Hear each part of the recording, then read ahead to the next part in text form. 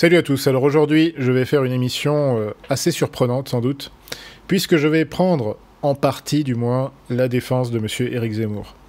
Alors oui, ça va vous surprendre, puisque je suis assez critique en général vis-à-vis de Zemmour, en tout cas vis-à-vis de son logiciel idéologique, politique, de ses références, qui sont très bonapartistes, jacobines, gaullistes, etc. Donc forcément, c'est pas forcément nos références à nous, c'est évident. Et il y a aussi pas mal d'autres choses problématiques, si vous voulez, ne serait-ce que dans les discours de campagne de Zemmour. Donc j'ai fait une vidéo récemment, la dernière émission, donc, qui concernait donc les questions de laïcité, d'identité et d'islam et compagnie. Donc je disais là-dedans qu'effectivement je trouve que l'approche de Zemmour sur la question islamique est très mauvaise en fait. Et elle est mauvaise en fait parce que tout simplement Zemmour n'a pas une approche catholique de cette question.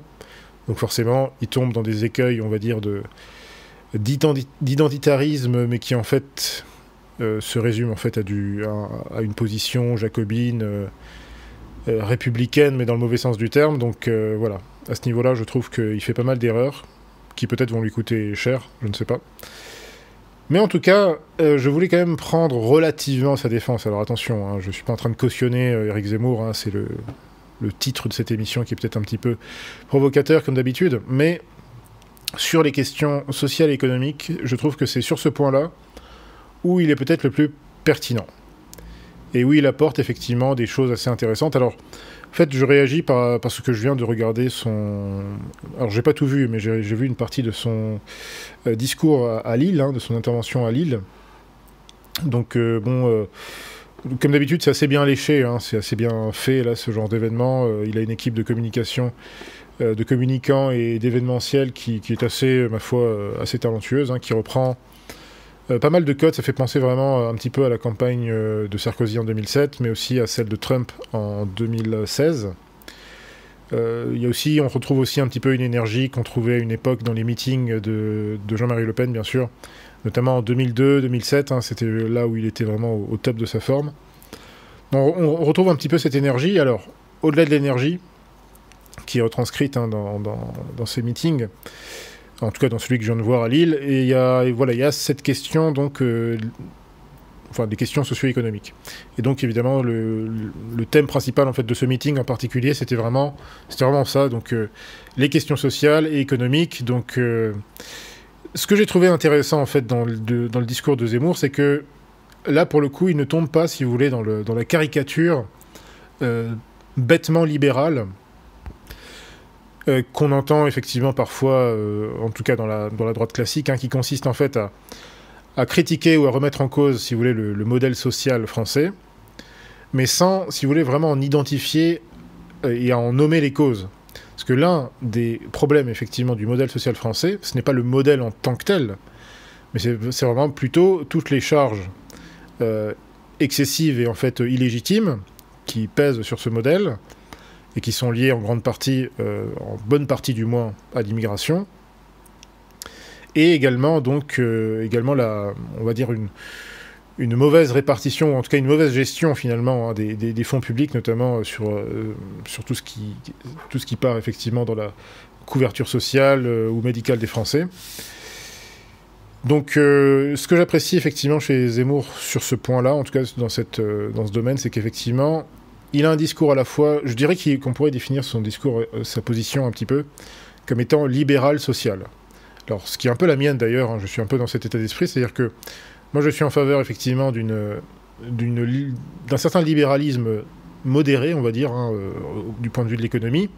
Donc un minimum de charges pour les entrepreneurs, pour les employeurs, etc. Également un minimum de charges, bien sûr, ou en tout cas de taxes pour la population, pour les travailleurs, les employés, etc. Mais également, je tiens beaucoup, si vous voulez, en tout cas je suis assez sensible, si vous voulez, au modèle social, alors pas spécifiquement français, si vous voulez, mais je tiens beaucoup, si vous voulez, à la notion de justice sociale.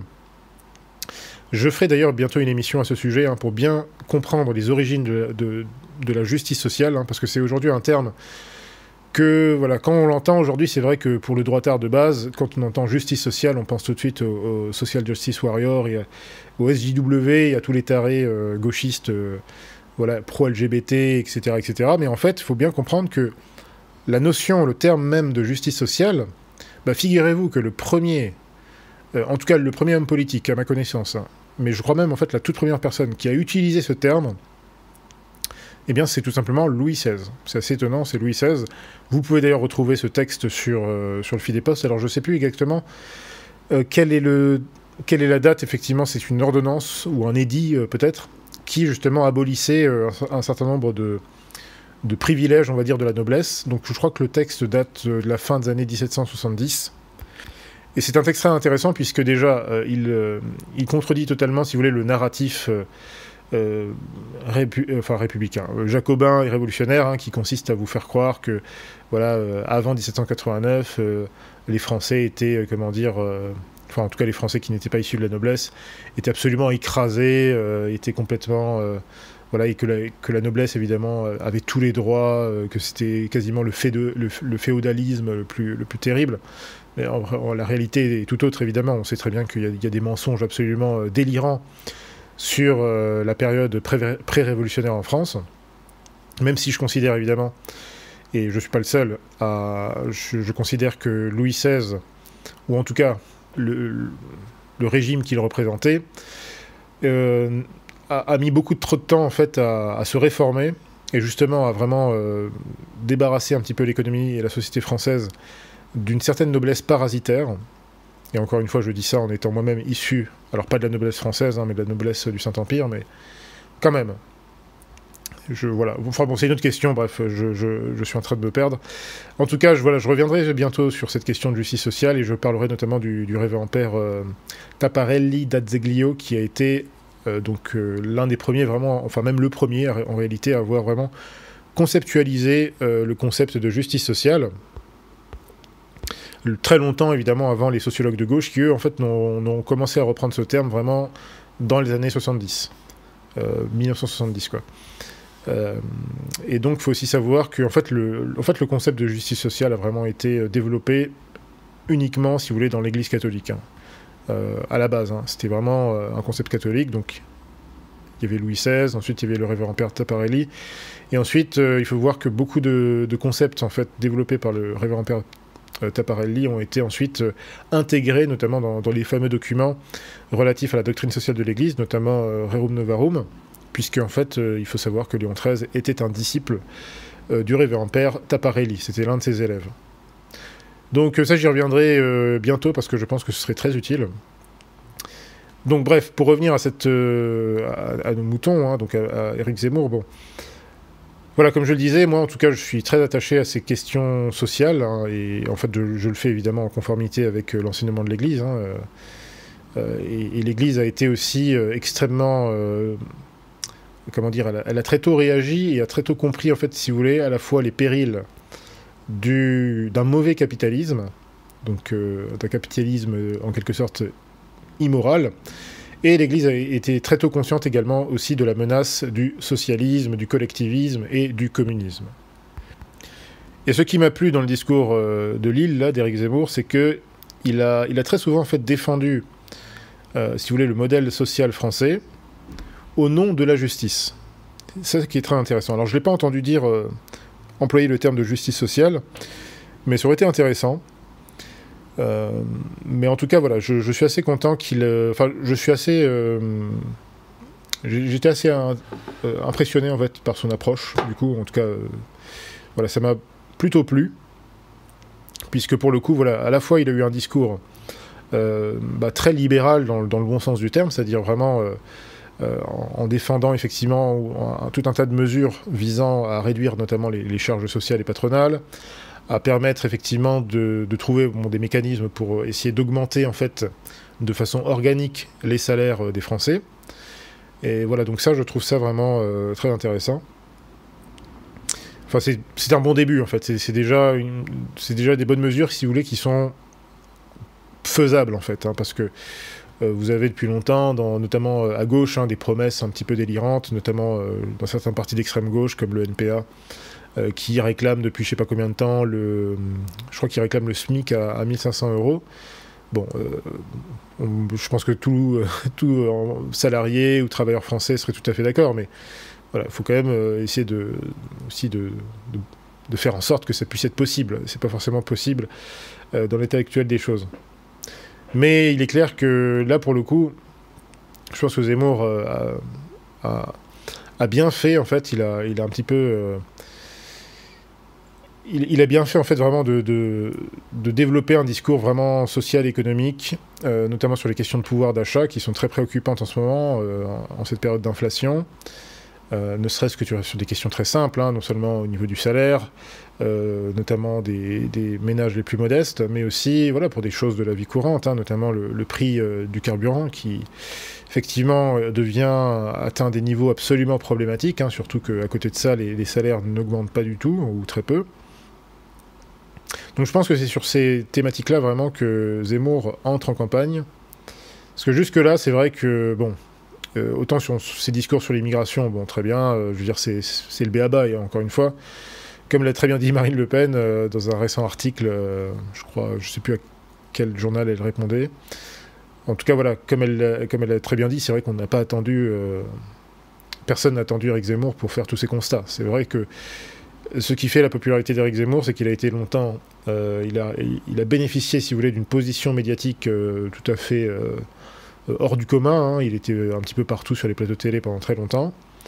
Et du coup, il a réussi à capter, si vous voulez, une espèce de fanbase, ou en tout cas, il a acquis une grande popularité au sein de cet électorat qui a toujours un petit peu oscillé entre le RPR, l'UMP, LR et le FN, sans réussir vraiment à se positionner de façon fixe.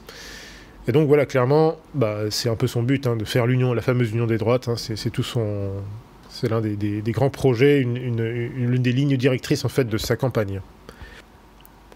Et clairement, c'est sûr que là, pour le coup, je pense que les questions sociales sont vraiment celles qui pourraient vraiment, si vous voulez, l'aider, lui en tout cas, puisque ça a été aussi quelque chose qui a été beaucoup développé par Marine Le Pen. Je pense même qu'il a pris conscience là, ces dernières semaines que Marine Le Pen était un petit peu revenue sur le devant de la scène avec quelques propositions très intéressantes, justement sur le plan social, économique. Hein. Mais après tout, c'est une ligne qu'elle a quand même défendue depuis un peu qu'elle a pris en main le FN, notamment sous l'inspiration aussi de Philippot. Mais c'est vrai que bon, Marine Le Pen étant, n'ayant pas vraiment les qualités d'un chef, premièrement parce que c'est une femme, deuxièmement parce que voilà, elle a un défaut de personnalité, ou en tout cas voilà, elle n'a pas ce qu'il faut vraiment. Et je pense que tout le monde est d'accord avec ça maintenant, à part les quelques hypocrites ou opportunistes. Mais voilà, je pense que Zemmour a un petit peu recopié, ou en quelque sorte s'est rendu compte que finalement il fallait aussi dépasser Marine Le Pen sur sa gauche. Pas seulement sur sa droite, mais aussi sur sa gauche. Donc je pense que c'est ce qu'il essaye de faire maintenant. Il sait pas trop tôt, parce que finalement, c'est vrai que jusque-là, encore une fois, bon, sur les discours d'immigration, voilà, il n'y a pas de problème, on est d'accord avec Zemmour. Mais moi, ce qui m'a toujours dérangé, bon, ce qui est vraiment dérangeant, en tout cas pour nous autres, évidemment, notamment les catholiques, et on va dire les nationaux catholiques en général, bon, ce qui est vraiment dérangeant, c'est vraiment le logiciel de Zemmour, parce que son logiciel, comme dit, il reste jacobin, bonapartiste, etc., gaulliste. Donc forcément, sur tout un tas de sujets, notamment des questions, on va dire, qui touchent, de fait, vont toucher, si vous voulez, des questions, ça va être des questions morales ou des questions même spirituelles, des questions qui se rapportent justement à la place du religieux dans la société. Là, on sent évidemment très facilement ses limites, en fait. Hein, c'est vraiment à ce niveau-là. Bon, forcément, il n'est pas catholique. Donc c'est pour ça que, voilà, moi, je suis surtout critique par rapport à lui vis-à-vis de son approche sur l'islam, en fait. Ce qui est paradoxal, parce que on va finir par croire que je cherche à défendre les musulmans, ou en tout cas à défendre l'islam, mais c'est pas du tout le cas. En tout cas, je pense que je peux difficilement être accusé d'être pro-islam, hein, c'est pas à nous qu'on va la faire. Mais d'une certaine manière, je peux dire oui, il faut défendre, si vous voulez, la vérité, ou en tout cas la justice, et donc d'une certaine façon, autant nous dénonçons sans aucun problème, si vous voulez, les manigances ou les initiatives, si vous voulez, de certains mouvements ou associations islamiques qui, forcément, ont les projets qui sont les leurs, et qui suivent, en fait, des ambitions qui sont un peu les nôtres aussi, hein, c'est-à-dire de conquérir la société, de faire de plus en plus de convertis, d'imposer. Alors eux, ils veulent imposer l'islam hein, dans la société. Bon, après tout, c'est ce que demande l'islam. Bon, nous, on veut faire la même chose, sauf avec le catholicisme. C'est aussi ce que demande le catholicisme. Donc c'est clair qu'on est en compétition à ce niveau-là. Mais donc voilà, c'est clair que par rapport à ce type de musulmans, si vous voulez, très prosélytes et très politiques, c'est sûr que forcément nous sommes en opposition et donc du coup nous sommes en position de combat face à eux. À côté de ça, vous avez aussi, je pense, d'autres personnes, donc des musulmans qui, eux, méritent, si vous voulez, d'être défendus d'une certaine manière, des gens qui sont des honnêtes gens, si vous voulez, qui ne méritent pas forcément, si vous voulez, d'être pris à partie, ou en tout cas qui ne méritent pas forcément, si vous voulez, le traitement un petit peu inexact en réalité, hein, la lecture inexacte que font en général les personnalités politiques ou médiatiques républicaines, entre guillemets, ou qui défendent des valeurs, les valeurs de la gauche républicaine. Voilà, je trouve ça toujours assez dommage. Et comme je le dis souvent, voilà, je pense que seuls les catholiques, en fait, peuvent être en mesure réellement de traiter, si vous voulez, de la question, notamment de la question islamique en France, de la traiter avec efficacité et avec justice pour tout le monde. Mais je ne pense pas que ce soit le cas, effectivement, pour les jacobins d'une façon générale. Bref, en tout cas, voilà, moi, je suis assez peiné parce qu'effectivement, je trouve qu'il y a ces deux défauts vraiment dans la campagne d'Éric Zemmour. C'est son traitement de l'islam et du fait religieux en général. Hein, lui ne considère, si vous voulez, un jour il va vous parler, il va vous défendre la laïcité justement au nom de son opposition à l'islam. D'un autre côté, il va vous défendre une notion de l'identité française qui est tout à fait floue et, comment dire, quasiment impossible à réaliser. C'est-à-dire que lui, il va essayer de vous dire en même temps que voilà, la France, c'est le pays de Clovis, mais c'est aussi le pays de Clémenceau. La France, c'est le pays de Saint-Louis, et c'est aussi le pays de Bonaparte. Bon. Et le problème, c'est que... Alors, ou pire encore, hein, parce que là, Clémenceau, Bonaparte, bon... Mais il pourrait carrément dire, voilà, la France, c'est le pays de Saint-Vincent de Paul, mais c'est aussi le pays du père Combes, ou alors c'est aussi le pays de Robespierre. Donc voilà, ce sont évidemment, c'est tout le problème, évidemment, la question des deux patries, hein, donc c'est la fameuse amnésie et schizophrénie identitaire française. Donc lui, bon, il essaye de ramener tout ça, et c'est vrai que son discours, en fait, passe tout à fait vis-à-vis d'un public qui, en grande partie, son public n'est pas catholique en général, ou en tout cas, c'est plus un public vraiment qui fréquente les églises ou qui va à la messe. Surtout pas, à mon avis, enfin, l'essentiel de son public n'est certainement pas catholique tradit. Il y en a peut-être une partie, mais à mon avis, voilà, qui représente vraiment une petite minorité, ou peut-être, je sais pas, 10-20% maximum, hein, de catholiques un petit peu conservateurs ou tradis qui suivent Zemmour, mais voilà, dans l'essentiel de son discours, on voit qu'il essaie de ratisser large, et de toute façon, ce n'est pas de son logiciel, hein. Le Zemmour, évidemment, toutes les critiques qu'on lui fait sur ces questions-là, on les fait en restant conscient qu'il n'est pas catholique, malheureusement. Donc c'est ça son problème. Donc du coup, forcément, il a une approche des questions, en fait, des questions les plus profondes et les plus essentielles de notre vie, de la vie humaine, qui sont les questions religieuses, et qui ont une place prépondérante dans la société, malgré, évidemment, l'idéologie laïcarde qui veut les évacuer. Mais du coup, le problème, c'est que quand on évacue cette vision spirituelle des choses, eh bien, forcément, le problème, c'est qu'on arrive dans la situation qui est celle de la France et de beaucoup de sociétés occidentales, où vous avez forcément un grand remplacement spirituel qui s'opère. Alors, il y en a plusieurs, hein, c'est pas seulement l'islam, mais il y a aussi tout simplement l'athéisme, l'agnosticisme, ou alors le New Age, que sais-je. Et c'est ce que nous voyons depuis plusieurs décennies.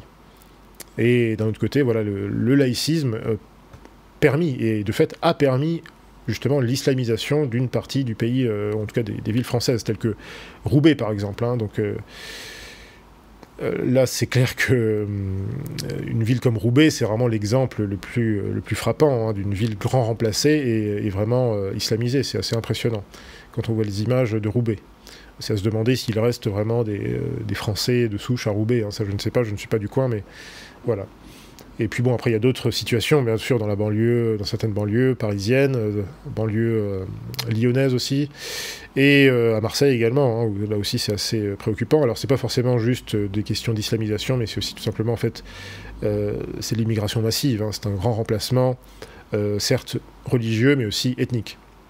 Mais tout ceci a été permis par un régime bien particulier. Malheureusement, j'ai pas le sentiment vraiment aujourd'hui que Zemmour cherche à se séparer vraiment de ce régime. Alors, bien sûr, il est en campagne, il doit arrondir les angles, mais même, je pense qu'il n'a pas encore conscience, si vous voulez, tout à fait de la chose, hein, de ce que nous savons. Donc, tant qu'il ne réalisera pas ces choses-là, bon, j'ai peur que voilà, sa campagne reste faible sur ces questions-là, parce que même sur un point de vue, si vous voulez, opportuniste, hein, d'opportunité, je trouve que ce n'est pas du tout malin, si vous voulez. Enfin, on peut tout à fait... voici en fait mon approche. On peut tout à fait être très très très critique vis-à-vis de l'islam, et comme nous le sommes nous, hein, nous sommes beaucoup plus critiques vis-à-vis de l'islam que ne l'est Éric Zemmour, parce que nous remettons en cause, si vous voulez, les doctrines de l'islam.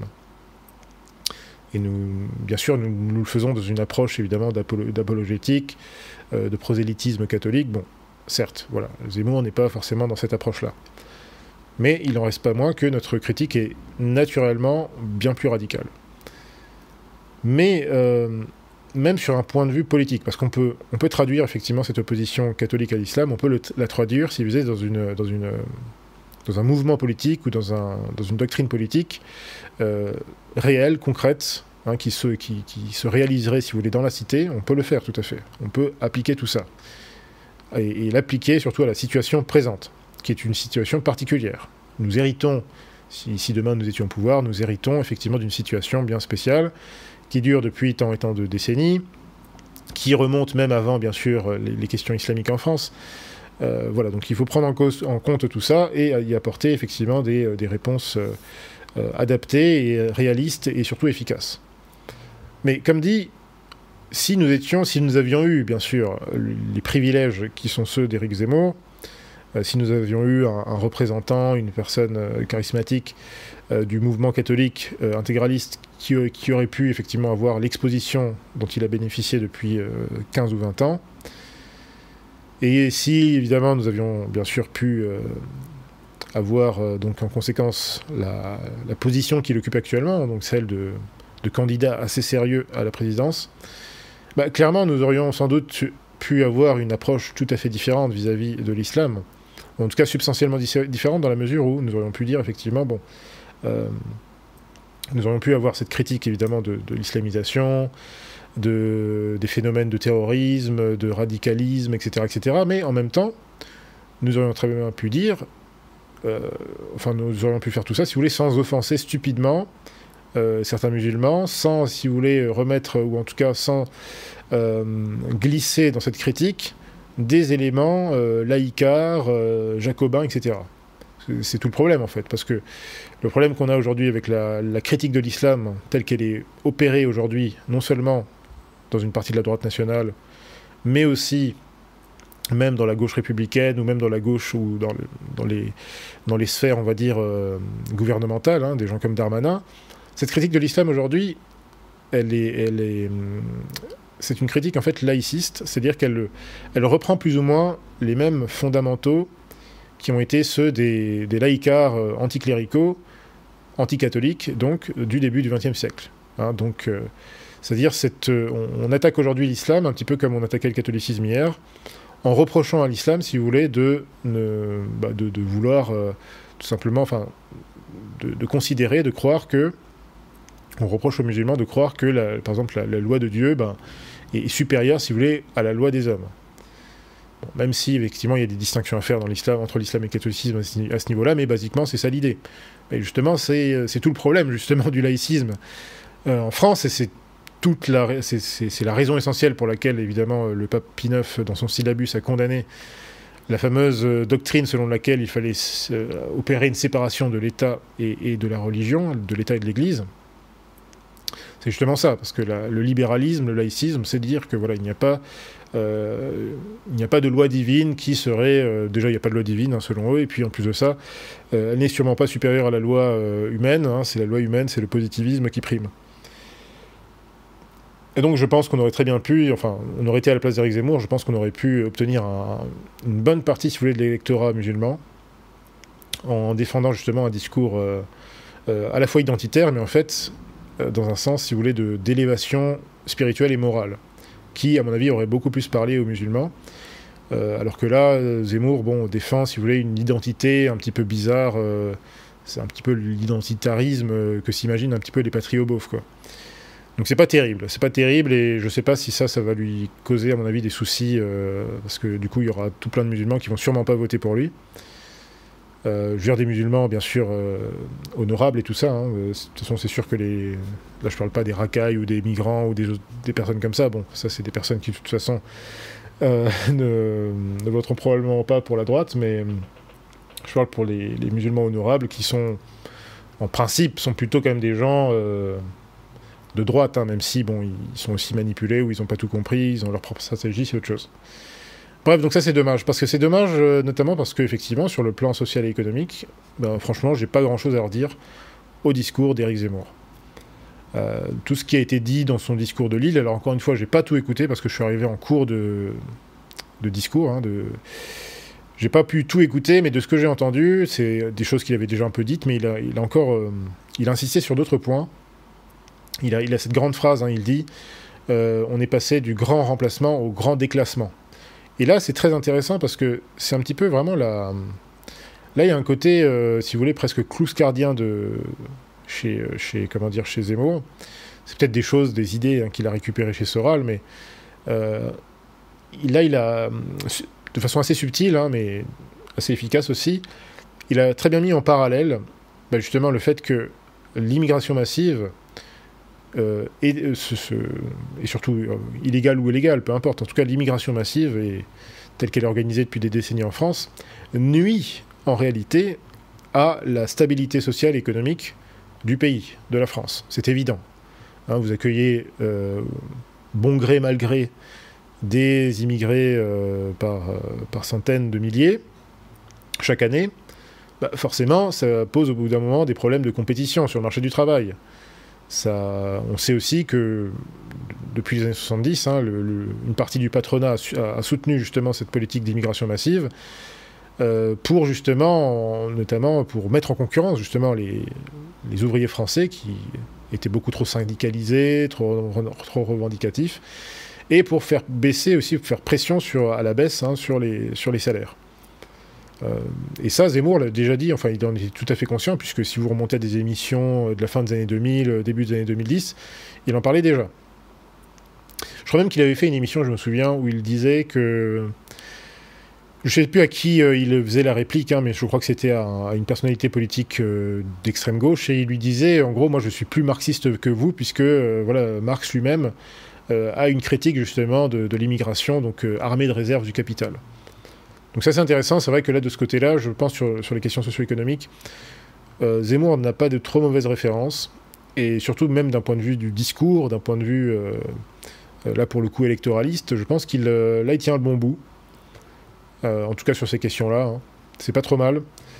Encore une fois, voilà, je pense que c'est tout à fait normal, et c'est même tout à fait nécessaire justement de défendre le modèle social français, alors bien sûr qui est corrigible, hein, c'est évident. Mais qui, à mon avis, est très important et tout à fait légitime, hein, dans une certaine mesure. Et dans le même temps, eh bien, il a aussi ce discours, évidemment, de réduire les charges patronales, les charges sociales, les taxes, les impôts. Ça aussi, c'est absolument urgent, puisque, ma foi, c'est vraiment quelque chose, ce sont des postes qui plombent énormément l'économie française, les ménages, les entrepreneurs, etc. etc. Ça, c'est évident, mais justement, une des causes, du moins, l'une des raisons justement de ces charges sociales et fiscales de plus en plus lourdes sur les ménages et les entreprises françaises, la raison en est en bonne partie quand même l'immigration, qu'elle soit légale ou illégale, mais surtout illégale. Puisque plus vous faites rentrer de ces immigrés, qui n'ont pas tous vocation vraiment à venir, à vrai dire, hein, mais que vous laissez entrer, bon bref. Forcément, ces gens-là vont bénéficier, ou en tout cas on leur donne le droit de bénéficier de certains minima sociaux, de certaines couvertures sociales qui normalement devraient être réservées aux Français. Donc forcément, au bout d'un moment, ça cause des problèmes, c'est évident. Sans parler de la fraude. Alors je dis pas que ce sont forcément que des immigrés qui fraudent, hein, pour travailler notamment pour une institution publique qui est en relation avec ces questions-là. Je peux vous dire qu'il y a aussi de la fraude chez des Français de souche. Bon, mais c'est vrai qu'il y a quand même... Je ne veux pas trop en dire, mais c'est vrai que je peux constater quand même qu'il y a quand même beaucoup de... Si vous voulez, d'immigrés, en fait, qui profitent, qui bénéficient d'aides et de subventions et de toutes sortes de choses, en fait, qui, moi, me font parfois halluciner, parce que je me dis, quand je vois les noms passer, tout ça, je vois bien que ce sont des gens qui ne sont pas français du tout, même pas naturalisés ou quoi. Je me dis, bon, effectivement, tous ces gens-là, moi, je sais pas si demain je vais... je sais pas moi dans quel pays, si demain je vais en Algérie, ou en Tchétchénie, ou en... je sais pas dans quel pays, voilà, où il y a beaucoup d'immigrés qui viennent chez nous, je crois pas que j'aurai droit, si vous voulez, à tous les avantages qu'ils ont ici. Voilà. Bref. Donc, effectivement, de ce point de vue-là, il y a beaucoup de choses à faire. Et donc là, pour le coup, il a un bon discours, il n'y a pas de problème. Il y a aussi un autre aspect de son discours que je trouve très intéressant. Et là aussi, je pense qu'il s'est inspiré, en fait. Il essaye de courir un petit peu après Marine Le Pen. Parce qu'il y a quelques semaines, Marine Le Pen avait proposé... Alors là, c'est Marine Le Pen, c'était plutôt inspiré, effectivement, des politiques natalistes chez Orban. Elle avait proposé, en gros, de faire une espèce de prime... ou de prêt, je crois. Elle proposait que l'État... Non, voilà, elle proposait que l'État, ou en tout cas que les ménages, justement, qui s'installeraient à la campagne et qui feraient au moins 1 ou 2 enfants, je sais plus, en gros, auraient droit, en fait, à un crédit de 100 000 € garanti par l'État, qui leur permettrait donc vraiment de s'installer, d'acheter une maison, etc., ou un appartement, j'en sais pas, mais voilà. Et Zemmour, donc, lui, il a une proposition donc un peu différente. Lui, il propose que dans les zones rurales, eh bien, les ménages français, donc les couples français qui font un enfant, par enfant, on leur donne 10 000 €. Voilà, 10 000 € par naissance, dans les zones rurales. Alors ça a été critiqué. Je trouve ça assez bizarre, en fait, parce que même de ses partisans, en fait, ont beaucoup critiqué cette mesure en disant, voilà, en gros, c'est oui, c'est de la gabegie, c'est pas normal, c'est de l'assistanat, machin truc. Mais c'est là, si vous voulez, où je trouve vraiment que les gens sont bizarres. Les gens sont, comment dire, ne sont pas logiques, en fait. Les gens ne sont pas logiques. Parce que là, en l'occurrence, c'est une mesure qui se justifie tout à fait au vu de l'urgence démographique. Non seulement, évidemment, il y a une question démographique par rapport au grand remplacement, donc il y a effectivement plus qu'un trop-plein d'immigration dont il faut se débarrasser, évidemment, dans un certain nombre d'endroits dans le pays, ça c'est évident. Mais il y a tout simplement aussi une question de démographie dans la population française elle-même, la population française de souche. Il y a un grave problème de démographie et de natalité, en fait, ça on le sait. À tel point que je crois que si on prend... alors j'ai plus les chiffres en tête, je ne veux pas dire de bêtises, mais bon, en tout cas, on sait qu'il y a une natalité assez importante alors je crois, dans une certaine partie de l'immigration, il y a quand même une natalité assez forte d'immigrés extra-européens, c'est-à-dire des gens qui sont débarqués, je veux dire des gens pas d'origine immigrée, mais vraiment des immigrés, donc des gens qui ne sont pas français, qui se sont installés, ils ont reçu un permis de résidence ou que sais-je, ils ont été régularisés d'une façon ou d'une autre, mais du coup, bah forcément, ils font des enfants sur le sol français, donc du coup, avec le droit du sol, ces enfants deviennent français, alors que je sais pas d'où ils sortent, ce sont des Bosniaques, des Albanais, je sais pas quoi, des Marocains, tout ce que vous voulez, des Maliens. Bon, c'est des gens qui n'ont rien à foutre ici, je suis désolé, c'est bon quoi. Au bout d'un moment, il faut arrêter quand même. Trop c'est trop, voilà, trop c'est trop. Bon, donc que disais-je, voilà, donc du coup, la question démographique est extrêmement importante. Une fois qu'on réussit à réguler, effectivement, à corriger un petit peu les questions donc d'immigration et de submersion migratoire, eh bien, il faut aussi embrayer la seconde vitesse, même la troisième, la quatrième et la cinquième, pour relancer la natalité française. Ça a été quand même le programme du FN pendant très longtemps, hein, à une époque où tout le monde s'en fichait, le RPR s'en fichait, le PS s'en fichait encore plus, évidemment, puisque tous ces gens, hein, tous ces partis, soi-disant de droite ou de gauche, c'est eux qui ont fait la loi Veil, c'est eux qui ont mis en place toutes ces politiques de plus en plus permissives pour l'avortement. Excusez-moi, et là aussi, bon, là aussi c'est un problème dans le discours d'Éric Zemmour. Alors, bon, certes, il est en campagne, il ne peut pas tout dire forcément, mais c'est quand même problématique le fait que, il se déclare, si vous voulez, favorable au maintien du droit, entre guillemets, à l'avortement, alors qu'il sait très bien que l'avortement, c'est 250 000 naissances françaises exécutées, assassinées tous les ans, donc depuis, alors pas tout à fait depuis la loi Veil, mais quasiment. Hein, en tout cas, depuis, je dirais, les années 80, depuis vraiment qu'on a libéralisé de façon extrême la loi Veil, eh bien, les données statistiques, c'est ça. C'est 250 000 voilà, enfants qu'on assassine dans le ventre de leur mère chaque année, au nom du droit à l'avortement. Moi, ça me fait halluciner, il n'y a pas de droit à l'avortement. Ce n'est pas un droit. Bon. Et dans le même temps, on sait très bien qu'il y a 250 000, voire un peu plus même, 300 000, 350 000 entrées légales et illégales d'immigrés en France, chaque année.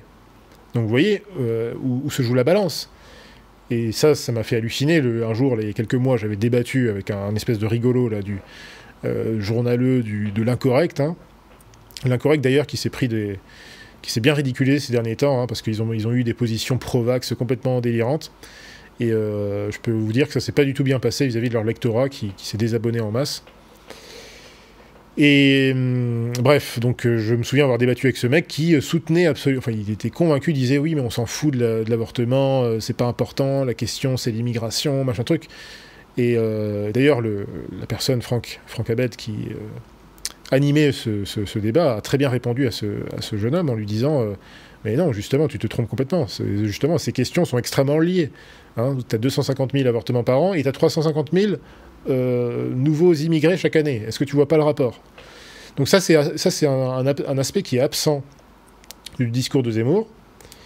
Alors évidemment, je pense que ça lui tient pas forcément à cœur autant que nous, ça nous tient à cœur en tant que catholiques, puisque c'est une question morale et éthique extrêmement importante. Mais c'est aussi une question politique, en fait, et sociale.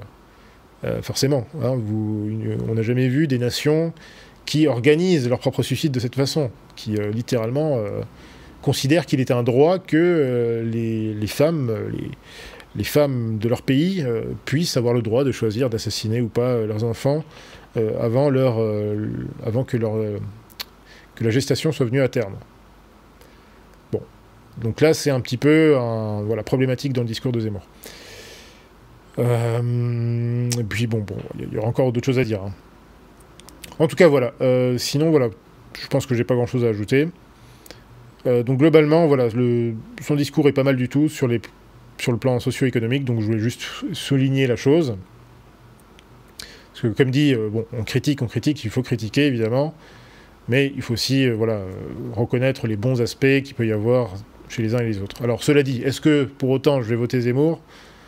Franchement, ces déclarations ambiguës sur l'Église, sur le Christ, tout ça, franchement, pour moi, ça passe pas. Il y a d'autres choses qui passent pas non plus, qui sont un petit peu du même ordre. Mais bon, après tout, est-ce que mon vote a vraiment une importance ? J'en suis pas sûr. Hein. Est-ce que je sais qu'il y a pas mal de catholiques et de nationaux qui sont un peu sur la même position que moi, mais voilà, est-ce que vraiment ça aura une incidence ? Peut-être, je ne sais pas, mais... En tout cas, je pense que là où il perd vraiment, où il a potentiellement perdu des voix, c'est plutôt dans d'autres parties de la population, pour qui il passe vraiment pour quelqu'un peut-être de trop exagéré ou de trop dangereux. Ou c'est un peu lui qui est devenu l'épouvantail, hein, finalement. Marine Le Pen, c'est quasiment normalisé. Hein. Les gens ne craignent plus vraiment Marine Le Pen, c'est quasiment devenu une personnalité politique acceptable maintenant, alors que Éric Zemmour est beaucoup plus diabolisé maintenant, mais bon, en même temps le diabolise, mais en même temps il a quand même une couverture médiatique assez importante, assez exceptionnelle. Tout à l'heure j'écoutais la radio, ce qui m'arrive jamais, mais bon, j'écoutais encore la radio là, et il n'arrêtait pas de parler de Éric Zemmour. Hein. Éric Zemmour est en discours, il est en meeting à Lille, il a dit ceci, il a dit cela. Je ne me souviens pas qu'à l'époque, il y ait eu une telle couverture, si vous voulez, en tout cas de cette nature-là, pour les meetings de Jean-Marie Le Pen. Donc, il y a une diabolisation, mais c'est quand même pas tout à fait la même chose. Il y a aussi un côté où on lui donne beaucoup plus la parole, Enfin voilà, il me semble. Hein. Bon, je sais pas comment ça se passer pour lui, en tout cas, voilà. Moi, pour l'instant, bon...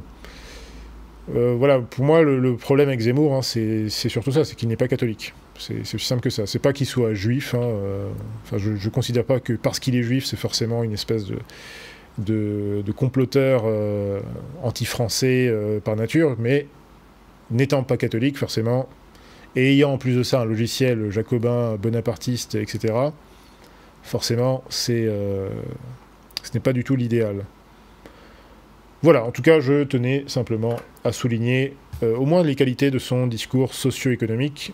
Et je me demande d'ailleurs qui l'a inspiré par rapport à tout ça, parce que du coup, je pense qu'il a bien fait en fait de commencer à y venir, parce que ça va être des questions qui vont vraiment être importantes là dans la campagne qui va devenir un peu plus dure maintenant. Parce que finalement, les gens, d'accord, l'immigration, l'islam, l'identité, d'accord, très bien, mais en même temps, en attendant, les gens veulent aussi savoir comment ils vont pouvoir vivre demain, comment ils vont pouvoir améliorer leur quotidien. Voilà, si on veut aussi que la démographie s'améliore, il faut qu'on puisse faire plus de familles, donc ça demande de l'argent, etc., etc. Donc forcément, je pense qu'il va voilà, un petit peu plus insister sur ces questions-là. En tout cas, bon, si je pouvais lui conseiller une chose, ce serait vraiment de nous contacter pour avoir des conseils justement sur toutes les questions qui se rapportent à l'islam, à l'identité, à la civilisation, des choses comme ça, pour qu'on recadre certaines choses. Parce qu'à mon avis, il perd bêtement des voix. Hein, c'est un peu stupide de sa part. Mais bref. Voilà, ce sera tout pour aujourd'hui. Je vous dis salut et à la prochaine.